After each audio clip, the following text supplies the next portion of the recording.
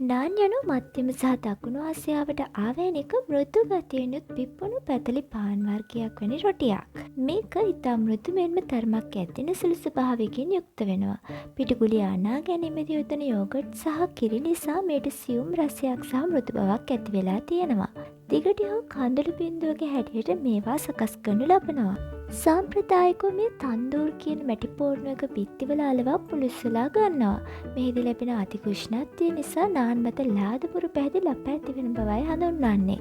මේ සඳහා ප්‍රධාන වශයෙන්ම පාම් පිටි, yeast, baking powder, baking soda, yoghurt, ගිතෙල් හෝ කීරි බිත්තර එකතු කරනු ලබනවා. බටර් නාන්, ගාලික් නාන්, පෙෂවාරි නාන්, කීමා නාන් ආදී වශයෙන් නාන් වර්ග බොහෝමයක් තිබෙනවා.